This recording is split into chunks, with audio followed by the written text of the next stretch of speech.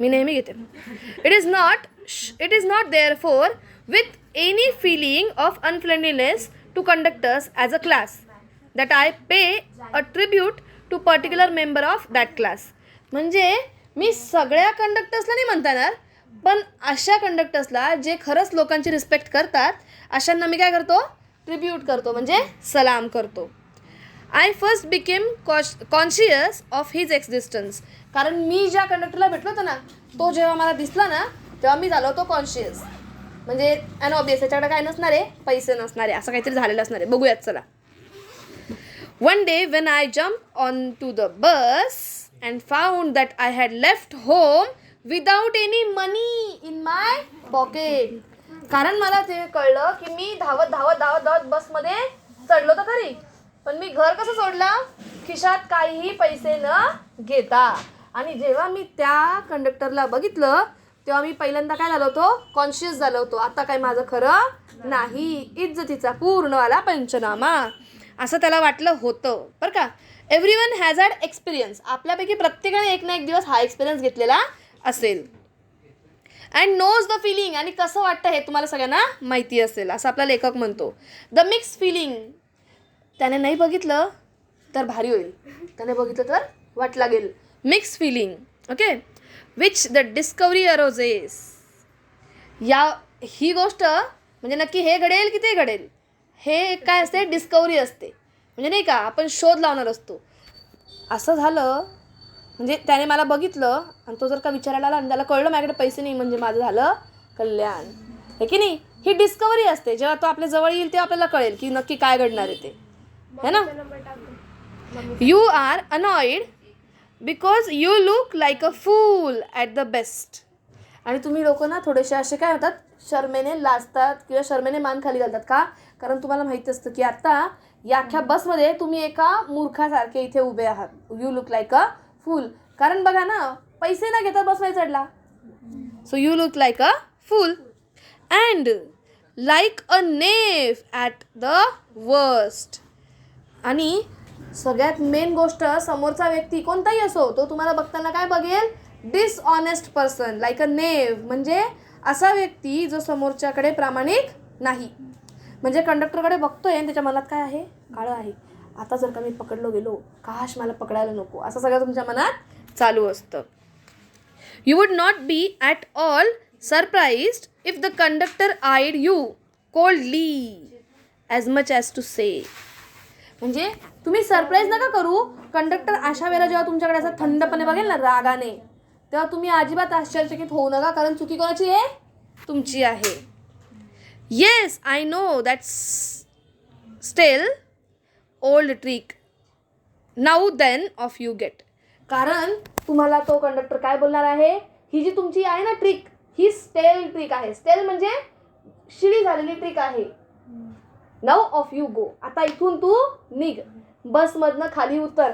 असे रिॲक्शन जर का तुम्हाला समोरच्या कंडक्टरकडनं मिळाले तर सरप्राईज होऊ नका. असं कोण म्हणतोय, आपला लेखक म्हणतो आहे. अँड पण काय घडलं, even if the conductor is a good fellow and let's you down easily.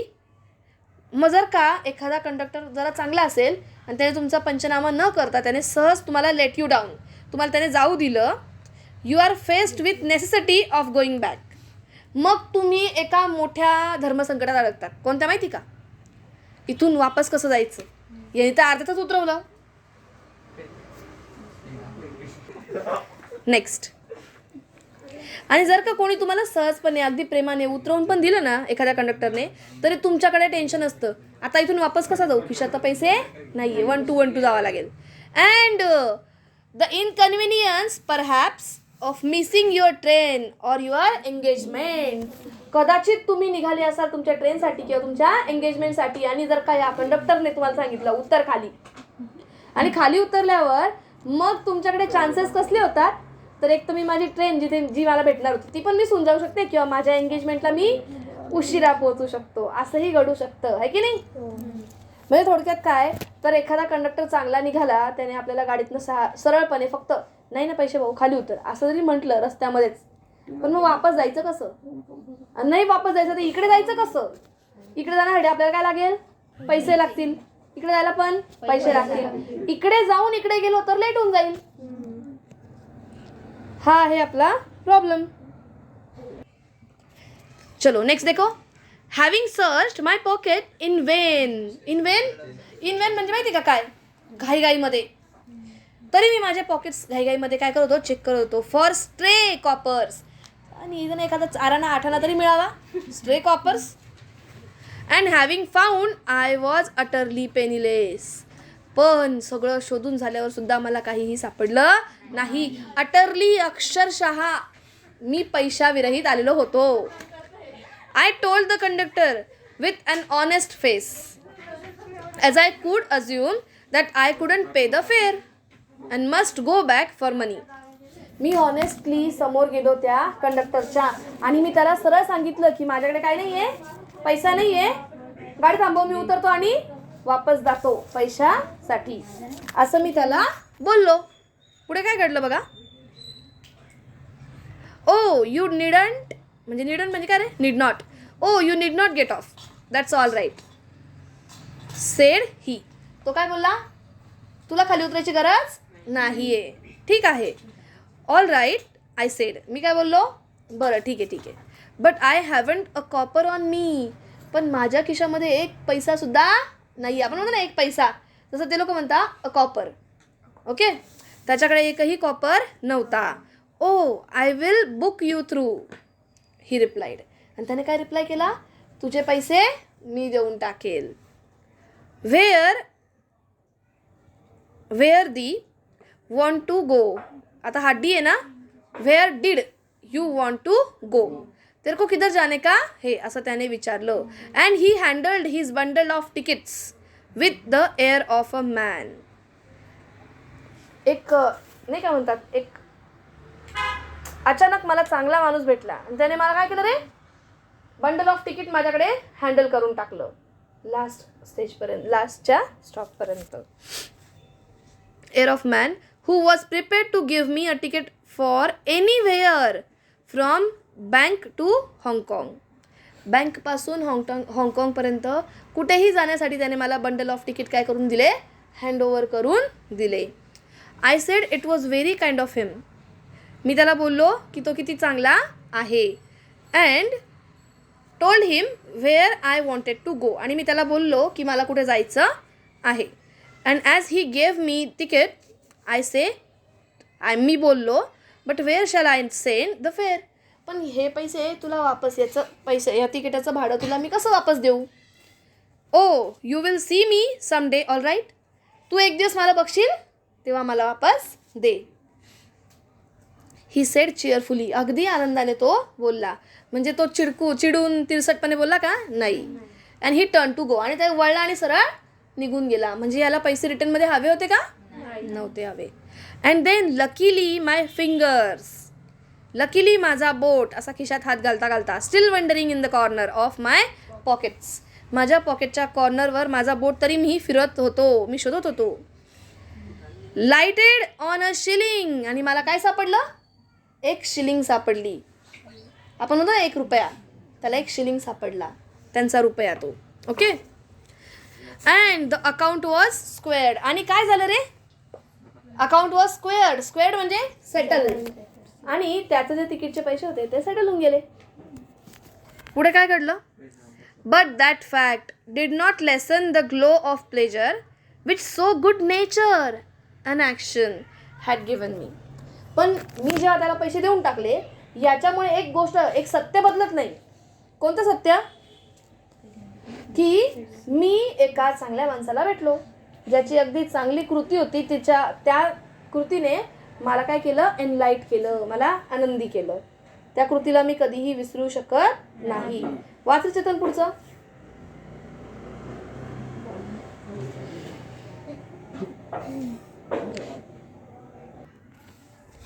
A few days later, my most sensitive toe was trampled on rather heavily as I sat reading on the top of the bus. जेव्हा मी काही दिवसानंतर जेव्हा मी बसच्या वरच्या म्हणजे double जे असते ना गाडी बस, त्या बसच्या वरच्या साईडला जेव्हा मी बसलेलो होतो, कोणीतरी आलं आणि माझ्या पोटाला एकदम जोरामध्ये काय केलं, ट्रॅपल्ड केलं, कोणतरी जोरात कुस्करला माझा पाय त्याच्या चपलांनी. I looked up with some अँगर अँड मोर ॲगोनी.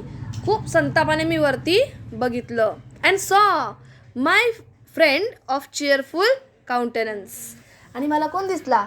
तोच तो अगदी आनंदी फेसवाला माझा फ्रेंड दिसला, जो कंडक्टर होता ना तो दिसला.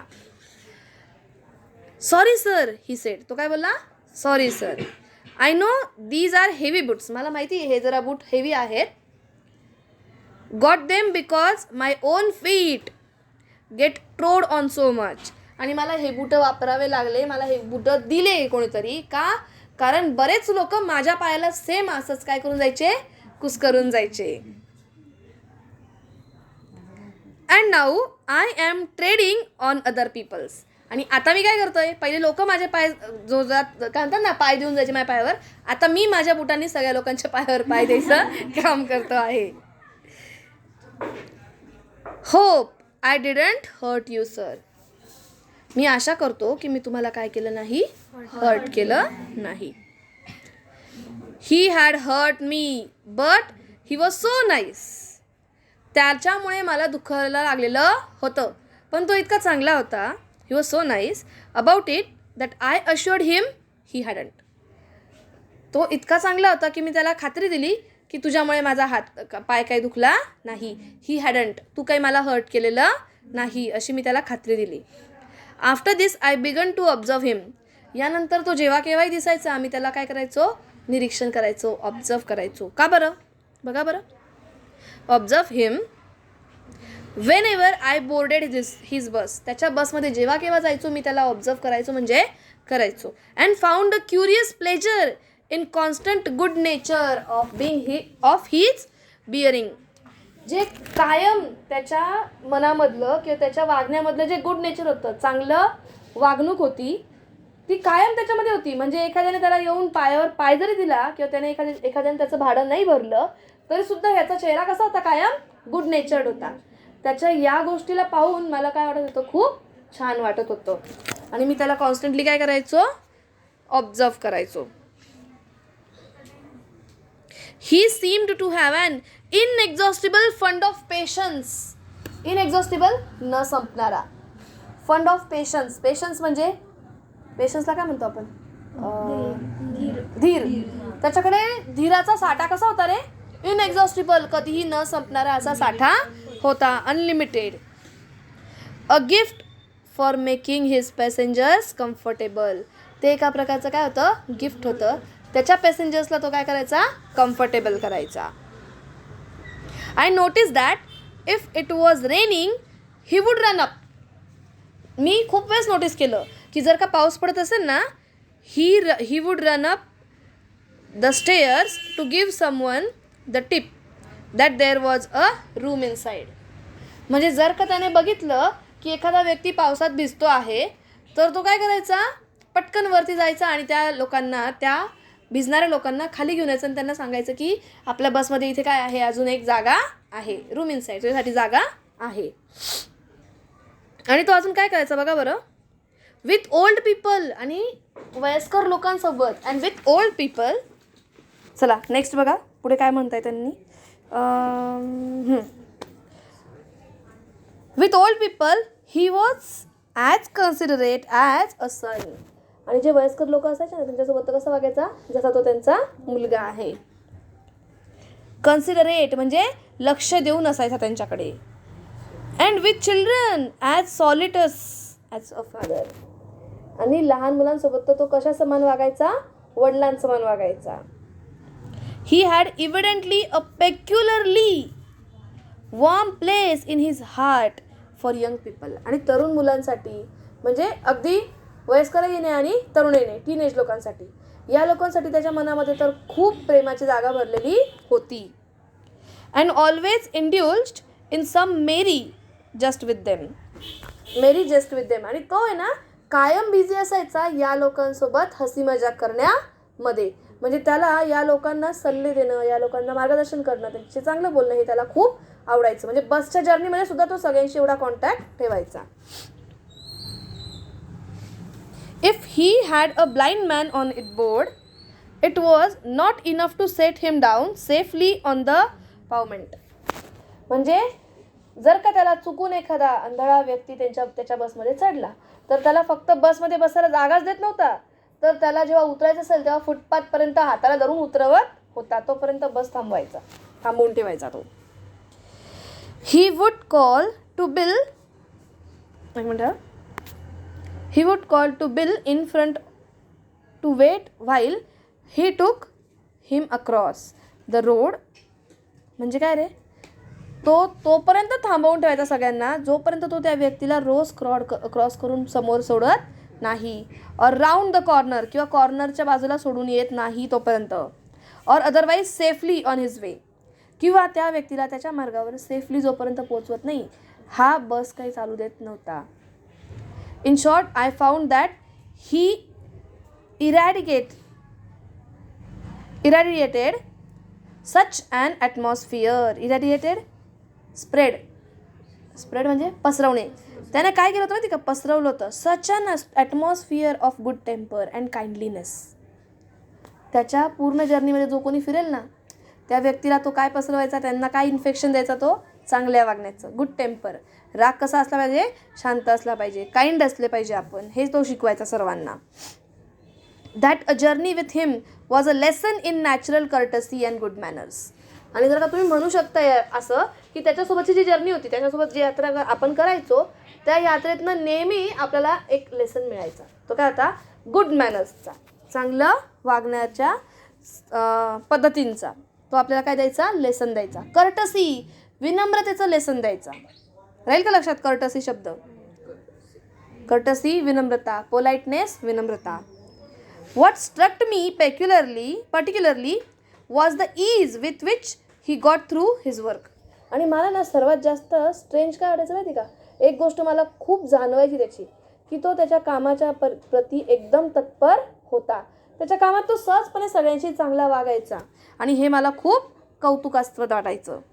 If bad manners are infectious so also are good manners. जर का तुम्ही म्हणता बॅड मॅनर्स हे इन्फेक्शियस असतात, तर मग तसे गुड मॅनर्स पण असतात. ते सुद्धा कसे असतात, इन्फेक्शियस. आपण एकाशी चांगलं वागलो की तो व्यक्ती अजून बाकीच्या लोकांशी काय करणार, चांगलं वागणार. If we encounter incivility most of us are apt to become uncivil. जर का आपण अनसिव्हिल लोकांसोबत भेटलो तर आपणही कसे वागणार, अनसिव्हिलच वागणार. हे मात्र नक्की आहे, असं हा आपला लेखक म्हणतो. तो म्हणतो, but it is unusually uncouth person who can be disagreeable with sunny people. पण जर का तुम्ही अशा लोकांसोबत भेटले जे काय होते, अनकोथ म्हणजे लोकांची काळजी न करणारे, कसे झिडकारून वागणारे असे लोक, अशा लोकांना जर का तुम्ही भेटले तर अशा लोकांना आपण काय करू शकतो, डिसॲग्री करू शकतो. या लोकांचं वागणं आपण इग्नोर करू शकतो. It is with manners as with the weather. जसं आपलं हवामान असतं ना, सेम तसेच आपले मॅनर्स असतात. Nothing clears up my spirits like a fine day said Keats and a cheerful person descends on even gloomiest of us. फार मोठं झालं, थांबा. Nothing clears off my spirit like a fine day. माझ्या आत्म्याला कोणतीही गोष्ट समाधान देऊ शकत नाही एका चांगल्या दिवसापेक्षा वेगळी गोष्ट. माझा दिवस चांगला गेला तर माझा आत्मा कसा राहील, शांत राहील. इन केस तुम्ही सकाळी उठले आणि तुम्हाला सकाळी उठल्यात कोणतरी खान घालून दिली, अख्खा दिवस काय होईल रे, खराब जाईल. आणि दिवस खराब गेला तर तुम्हाला शांत वाटेल का, नाही वाटणार. एक दिवस खराब गेला की तो दुसऱ्या दिवसावर काय पडतो, फरक पडतो, है की नाही. हे कोण म्हटलं होतं, केट म्हटली होती. And a cheerful person descent on even the gloomiest of us with something of benediction of a fine day. आणि जे चेअरफुल लोक असतात ना, ते एक दूत असतात, बेंडिकेशन्स असतात, जे आपला चांगला दिवस घडवायला कारणीभूत ठरतात. And so it was always fine weather on polite conductors bus and his own civility, his conciliatory address and good humored bearing. Infected his passenger.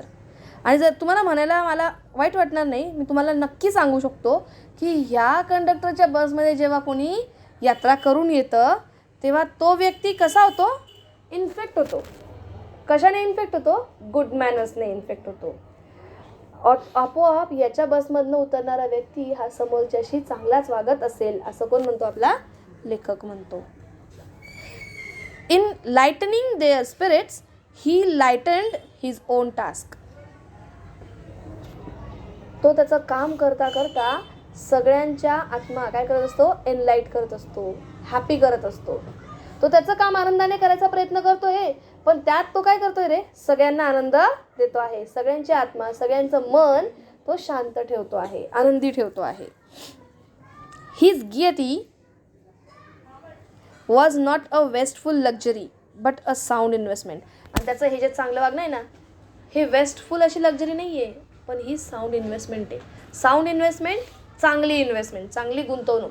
त्याचं जे चांगलं वागणं आहे हे तुम्ही वेस्ट समजू नका, हे उलटं काय आहे, चांगलीवाली इन्व्हेस्टमेंट आहे. तुम्ही ते कोणतेही व्हिडिओज असतात बघा, आपल्याला व्हॉट्सअपला पण असतात, स्टेटसला, ते की आपण एखाद्याशी चांगलं वागलं की आपल्याकडे ती गोष्ट कशी येते, बुमरँगसारखी कशी येते, पुन्हा चांगली होते. म्हणजे आपण एखाद्याशी चांगले वागलो होतो, तो आपल्याला कुठेतरी भेटतो आपल्या अडचणीच्या काळामध्ये, तो बरोबर आपल्याला मदत करतो. म्हणजे हे काय झालं रे, की आपण जे चांगलं वागतो ती वाईट गोष्ट नाही आहे, उलटं ती वाया जाणारी गोष्ट नाही आहे, तर ती काय आहे, साऊंड इन्व्हेस्टमेंट आहे, चांगल्या प्रकारची इन्व्हेस्टमेंट आहे. I have missed him from many bus routes of late. मी बऱ्याच बस रूटमध्ये जेव्हा जातो ना तेव्हा मी त्याला खूप मिस करतो. But I hope that only means that he has carried his sunshine on to another road.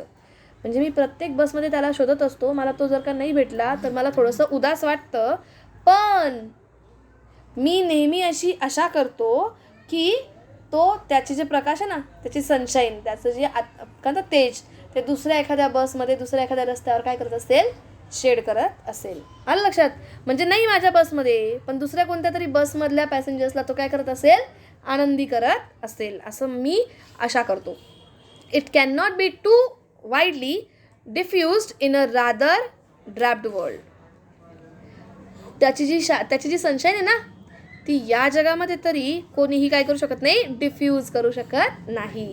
Diffuse म्हणजे माहिती ना, नष्ट करणं.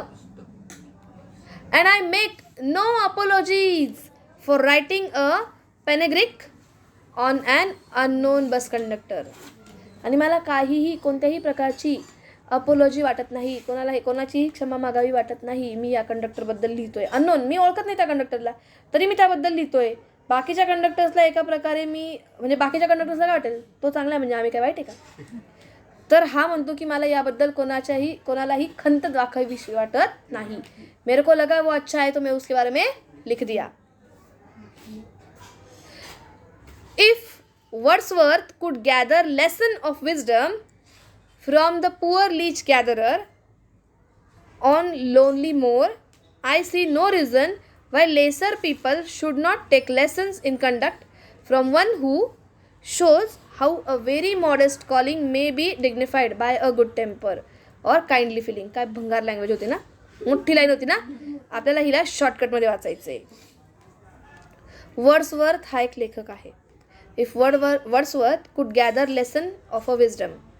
चला तुमची डिक्शनरी काढायची. आणि हा जो वर्ड्सवर्थ होता, एक मिनिट,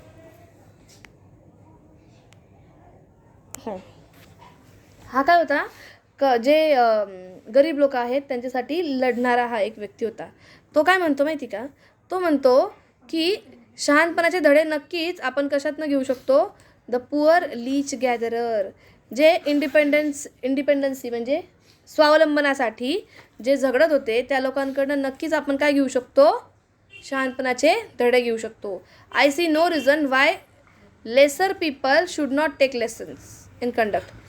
मला आहे ना, आय सी नो रिझन, मला काही रिझन सापडत नाही आहे की तुम्ही अशा लोकांकडनं लेसन नको घ्यायला, म्हणजे नाही का, अशा लोकांकडनं धडा न घ्यायचा. किंवा मग हे जे लोक आहेत हे काय करत आहेत, स्वावलंबनासाठी लढा देत आहेत, यांच्याकडनं काही चांगल्या गोष्टी तुम्ही शिकायला न शिकायला मला कोणतंही रिझन सापडत नाही. सो शिकून घ्या, चांगल्या गोष्टी समोरच्याकडनं काय करा, आत्मसात करा, असं त्याला म्हणायचं आहे. Who shows a very modest calling may be dignified by good temper and kindly feeling. कारण कदाचित या लोकांच्या वागण्यातून तुम्हाला काय मिळू शकतं, गुड टेम्पर आणि काइंडली फिलिंग. म्हणजे चांगलं वागण्याची, चांगला टेम्पर, तुमचं डोकं बॅलन्स ठेवण्याची, डोक्याची शांतता म्हणतो ना आपण, की राग कमी करण्याची तुम्हाला नक्कीच यांच्याकडनं काय मिळू शकतात, धडे मिळू शकतात. It is a matter of general agreement.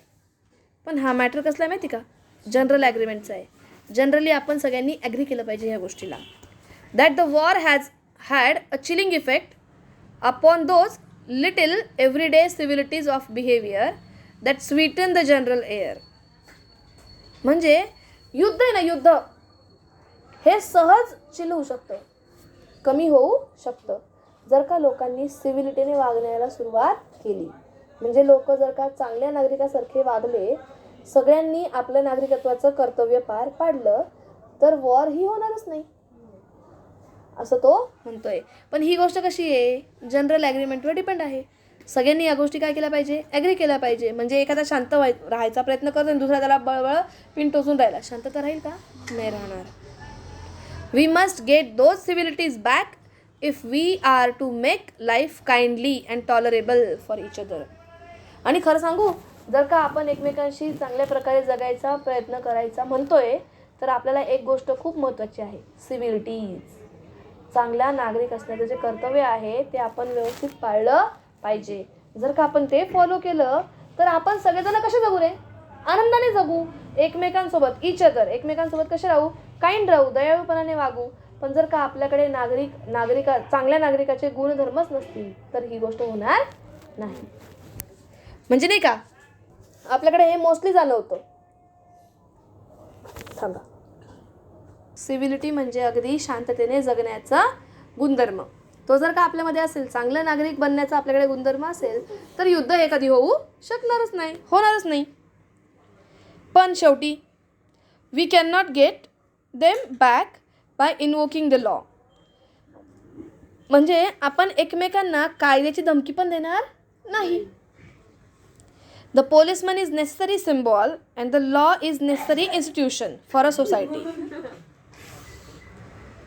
बघा, पोलिसमन हा एक काय आहे, नेसेसरी सिम्बॉल आहे, बरोबर. चला पुढे बघा.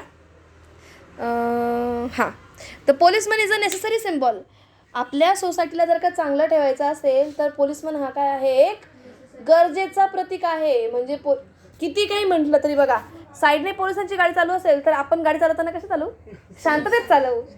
प्रतीक येते, शांततेचं काय आहे, प्रतीक आहे. भले आजकाल पोलिसांना कोणी कशीही नावं ठेवत असो, पण पोलिसमन हा जेव्हा अस्तित्वात आला, तो कशासाठी होता, शांततेच्या प्रतीकासाठी होता. Okay. And the law is a necessary institution. ही एक संस्था आहे, कायदा ही काय आहे, एक गरजेची अशी संस्था आहे. कायदाच नसता तर लोक वागले असते का नीट, नाही, है ना. For a society that is still somewhat lower than the angels.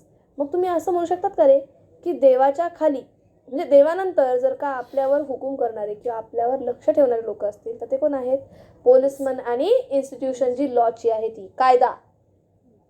शेवटी गव्हर्नमेंटने पण चुकीचं वागलं तर आपण कुठे जातो रे, कोर्टात जातो. कोर्ट हे आपल्याला काय आहे, सहारा आहे. पोलीस हे आपल्याला सहारा आहे. सो जर का तुम्ही म्हणाल की आपले जे एंजल्स, आपले जे देवदूत आहेत, आपले देव आहेत, त्यांच्यानंतर जर का आपल्याला कोणीतरी सिव्हिल बनवू शकतं, नागरिकत्व पाळण्यासाठी भाग पाडू शकतं, ते कोण आहे, लॉ आहे. लॉ ही इन्स्टिट्यूशन आहे आणि पोलिसमन हे एक सिम्बॉल आहे. या दोन्ही गोष्टी आपल्या सोसायटीला सिव्हिल ठेवण्यासाठी नेसेसरी आहेत. नागरिकत्व, चांगलं नागरिक बनवण्यासाठी हे लोक गरजेचे आहेत. Okay. But the law can only protect us against material attack. हां, पण कायदा हा आपल्याला फक्त मटेरियल अटॅकच्या विरोधात काय करू शकतो, प्रोटेक्ट करू शकतो. म्हणजे कोणतं येऊन खनखनी काना मागे वाजवली याच्याबद्दल कोणीतरी कायदा आपल्याला प्रोटेक्ट करेल. पण एखादा येऊन बळबळ आपल्या समोर येऊन बळबळ आपल्याला शिव्या देतोय, याच्याबद्दल आपल्याला प्रोटेक्शन कायद्याने मिळणार नाहीये. आलं का लक्षात. मग तिथे काय करायचं, लक्ष दे. Nor will the liftman's way of meeting moral affront by physical violence help us to restore the civility. जे लिफ्टमॅनने केलं ना सिव्हिलिटी रिस्टोर करण्यासाठी, काय केलं त्याने रे? हाकलून दिलं. ही गोष्ट, या गोष्टीमुळे खरंच सिव्हिलिटी मिळणार आहे का आपल्याला? नाही मिळणार आहे. मग आपण काय करायला हवं? आय सजेस्ट हिम, मी त्याला सजेस्ट करू शकतो that he would have had a more subtle. भाऊ, तुझ्या मनामध्ये काय असायला हवा होता? सबटल म्हणजे काय रे? शांतता, बॅलन्स असायला हवा होता तुझ्या मनामध्ये. And effective revenge. आणि तू रिव्हेंज कसा घेतला असता? इफेक्टिव्ह घेतला असता. तुम्ही बघा का, मी मोस्ट ऑफ समोरच्याला लगेच बोलायला प्रेफर करते, पण तरी पण आपल्याकडे असे बरेच जण आहेत जे म्हणतात ठीक आहे ना, तो बोलला ना, त्याला मी वापस बोलणार नाही. एक दिवस त्याला कुठे ना कुठे या गोष्टीचा आन्सर मिळून जाईल. मग इथे आपला हा जो लेखक आहे तो तेच म्हणतोय की लगेच समोरच्याला त्रास देण्याऐवजी याने एखादा गुड रिव्हेंज शोधला असता, चांगला बदल्याचा मार्ग शोधला असता. If he had treated the gentleman who would not say please with elaborate politeness. म्हणजे आपला लेखक म्हणतो ठीक आहे ना, त्या व्यक्तीने तुला प्लीज म्हटलं का? नाही म्हटलं. मग भाऊ तू त्याला समजून सांग प्लीजचं महत्त्व काय आहे. याच्यामुळे त्याच्यावर एका प्रकारचा चांगला रिव्हेंज घेतला जाईल ना, बदला. म्हणजे बघा, लिफ्टमॅनला हा प्लीज म्हटला नाही. लिफ्टमॅनने 4 लोकांसमोर याला जर का समजून सांगितलं प्लीजचं महत्त्व, तर ॲन ऑबियस 4 लोक जे आजूबाजूचे आहेत ना ते सगळे याला सांगतील तू काय करायला पाहिजे होतं, इथे प्लीज म्हणायला हवं होतं, ही तुझी चुकी आहे. म्हणजे कोणालाही लगेच एक्झॅक्ट आपण लगेच त्याच मोमेंटला रिव्हेंज घेणं किंवा त्याच मोमेंटला समोरच्याला त्रास देणं, यापेक्षा आपण त्याच्यावर गुड रिव्हेंज पण घेऊ शकतो. रिव्हेंजचे 2 प्रकार आहेत. एक रिव्हेंज असा की असा काही त्रास द्यायचा त्याला की तो पण हर्ट होतो आणि त्याला रिव्हेंज दिल्यामुळे, त्याला हर्ट केल्यामुळे तुम्ही स्वतःसुद्धा हर्ट होतात. आणि दुसरा प्रकार रिव्हेंज घेण्याचा असा असतो की असा रिव्हेंज घ्यायचा की त्याला त्याची चुकी कळली पाहिजे. त्याला त्याची चुकी कळली की तुम्हाला उलट अजून भारी वाटतं, आता इथून पुढे आम्हाशी असं वागणार नाही. म्हणजे याचं एक बेस्ट एक्झाम्पल सांगू तुम्हाला. आपल्या क्लासमध्ये 2 नमुने होते. आय थिंक त्यांची 10वी नव्हती झाली, 10वी फेल होते ते. तर राजेश सरांनी त्यांची बळबळ त्यांच्याकडनं फॉर्म भरून घेतले आणि 10वी पास केली त्यांची. म्हणजे अक्षरशः आहे ना, आम्हाला इथून आवाज द्यायला लागायचा त्यांना, अरे बाबा या रे, अरे बाबा या रे, बळबळ तू ये, अर्धा तास शिकवते, जास्त वेळ नाही घेणार. असं करून आम्ही त्यांना क्लासला बोलवलं. ते क्लासला आले बरं का, खूप गोंधळ घालायचे, काय करू काही सुचत नव्हतं. पण त्या गोंधळामध्ये पण ते ऐकायचे ना, आमचे बोलणं शेवटी त्यांच्या कानावर पडतंच की नाही. आणि जेव्हा यांची कॉलेजमध्ये ओरल होती तेव्हा आम्ही जे काही बोलायचो ना, ह्या गोष्टी त्यांच्या कामाला आल्या. आम्ही तेव्हा त्यांना झापलं नाही. आणि याचा गुड रिव्हेंज काय आला की यांना जेव्हा ओरलमध्ये हे सगळं कामाला आलं ना, त्या दिवसापासून यांच्या क्लासमध्ये मस्ती करणं बंद होऊन गेलं. गोंधळ करायचे, सगळं करायचे, पण आमचा आवाज निघाला शिकवायला की त्यांचा आवाज बंद होऊन जायचा. हा काय होता आमच्या एका प्रकारचा गुड रिव्हेंज होता. आता ते प्रत्येक व्यक्तीला, तुम्ही तो नॉवेलचा लेसन बघितला ना आपला, तो नॉवेलचा लेसन कोणता होता? हां, टू सर्व विथ लव्ह. त्याच्यामध्ये नाही का, त्याच्यामध्ये पण सेमच आहे ना की सुरुवातीला हा मास्तर काय करत होता रे, त्यांच्यावर चिडचिड करत होता. पण याला कळून गेलं चिडचिड करून काय फायदा नाहीये, त्यापेक्षा मी यांच्यावर चांगलावाला बदला घेतो, यांना बदलवूनच राहतो, आहे की नाही. आणि त्याने बदलवलं त्यांना. चला पुढे बघा, कुठे गेली आपण कालच एक्झाम्पल. चला, he would have had the victory not only over boor but over himself. BOOR, boor, a rude person. म्हणजे जेव्हा हा व्यक्ती चांगल्यावाला रिव्हेंज घ्यायचा प्रयत्न करेल ना, तेव्हा तो फक्त त्या खडूस व्यक्तीवर विजय नाही मिळवणार, बट ओव्हर हिमसेल्फ, स्वतःवर पण विजय मिळवेल की नाही. स्वतःवर कसा रे, की समोरच्याने भडकवलं पण मी भडकलो नाही, हा स्वतःवर विजय. आणि समोरच्याला मी सुधरवलं, हा त्या व्यक्तीवर विजय. And that is the victory that counts. आणि हीच तर विक्ट्री आहे, हाच तर तो विजय जो खरंच गणला जातो, मोजला जातो. That counts. The polite man may lose the material advantage but he always has a spiritual activity. Victory. जो पोलाइट व्यक्ती असतो ना, विनम्र व्यक्ती, तो कदाचित समोरच्याला पटकन बोलून बसत नाही. यामुळे त्याला मटेरियल ॲडव्हान्टेज होऊ शकतो. त्याला मटेरियल ॲडव्हान्टेज कदाचित मिळणार नाही. म्हणजे नाही का, चांगलंवालं अगदी डोळ्याला दिसेल असं समाधान याला कदाचित मिळणार नाही, पण त्याची स्पिरिच्युअल विक्ट्री होईल. त्याची आत्मा कशी राहील? शांत राहील. तुम्ही कधी इमॅजिन करा, तुम्ही कोणाला तरी खूप भडकलेले आणि त्याला तुम्ही जाऊन खूप खूप खूप बडबड केली, पण त्याच्यानंतर 2-3 तास तुमचं मन शांत नसतं. म्हणजे याचा अर्थ काय? तुम्हाला स्वतःला विजय मिळाला का? नाही मिळाला. बोलून काय फायदा मिळाला? स्वतःचं मन अजून काय झालं? खदखदलं आणि याच्यामुळे स्वतःचंच नुकसान झालं. मग जो विनम्र व्यक्ती असतो त्याला भले दिसणारं असं समाधान मिळालं नसेल तरी पण त्याला स्पिरिच्युअल, त्याच्या आत्म्याला काय मिळालेली असती? शांती मिळालेली असती, क्योंकि वो शांत रहता है. बाहेर I command to the liftman a story of Chesterfield. I commend, मी ही स्टोरी कोणाची सांगितली रे? चेस्टरफील्डच्या एका लिफ्टमॅनची. In his time the London streets were without a pavement of today. The man who took the wall had the driest footing. चला, याचा अर्थ आधी व्यवस्थित ऐकायचा आहे आपल्याला. In his time the London streets were without pavements of today.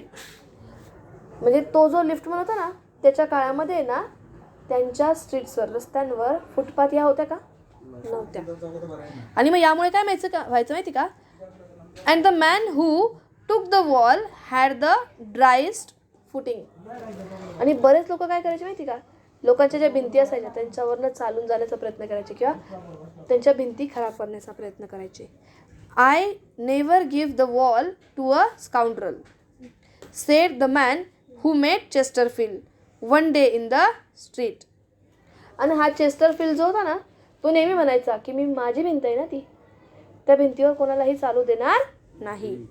I always do, sed Chesterfield, stepping with a bow into the road. I hope liftman will agree that his revenge was much more sweet than if he had flung the fellow into mud. आणि मला त्या व्यक्तीला समजावून सांगायचं आहे, लिफ्टमनला, की तू त्या व्यक्तीला लिफ्टमधनं बाहेर काढून फेकला, त्यापेक्षा खूप छान असा, स्वीट असा तुला रिव्हेंज घेता आला असता, पण तू तो घेतला नाही. हे मी त्याला समजावून सांगू शकेल किंवा समजावून सांगायची इच्छा ठेवतो. समजा तुम्हाला हा लेसन, या लेसनमधनं आपल्याला फक्त एकच संदेश मिळाला. काय संदेश मिळाला? की गुड मॅनर्स हे खूप महत्त्वाचे आहेत. लोकांसाठी की आपल्यासाठी? आपल्यासाठी. मारा कल्टी. Thank you ma'am.